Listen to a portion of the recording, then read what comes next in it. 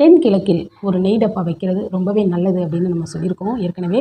தென்கிழக்கு கார்னரில் நீங்கள் சமையல் அறையில் எப்பொழுதும் சிறிய அல்லது பெரிய உங்களுக்கு எவ்வளவு வாங்க முடியுமோ அந்த அளவுக்கு ஒரு நெய் டப்பா நிரந்தரமாக அங்கே இருக்க வேண்டும் அப்படின்னு நம்ம சொல்லியிருக்கோம். இதை நீங்கள் ஃபாலோ பண்ணும் பொழுது ரொம்ப நல்லா இருக்கும் அப்படிங்கிற விஷயம் மிகப்பெரியதாக இருக்கும். அடுத்ததாக, பூஜை அறையில் எண்ணெய் வைக்கக்கூடாது. பூஜை அறையில் தெய்வங்கள் வீற்றிருக்கும் இடத்தில் நீங்கள் எத்தனை அங்கே செல்ஃப் இருந்தாலும் பூஜை அறையில் எண்ணெய் வைக்காமல் வேறு இடத்தில் எண்ணெய் வைத்து எடுக்கலாம். அது தவறு கிடையாது.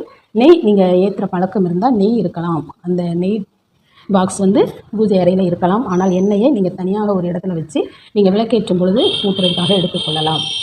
இரவு தூங்கும் பொழுது ஒரு லேசான வெதுவெதுப்பான நீரில் ஒரு கைப்பிடி அளவு கல் உப்பு போட்டு அது நன்றாக கலந்த பின் நீங்கள் உங்கள் இரு கால்கள் மூழ்கும் அளவுக்கு நின்று ஒரு 30 நிமிடங்கள் கழித்து தூங்கச் சென்றால் உங்கள் உடம்பில் உள்ள பிணிகள், நோய்கள், திருஷ்டிகள் எதுவாக இருந்தாலும் அகன்றுவிடும்.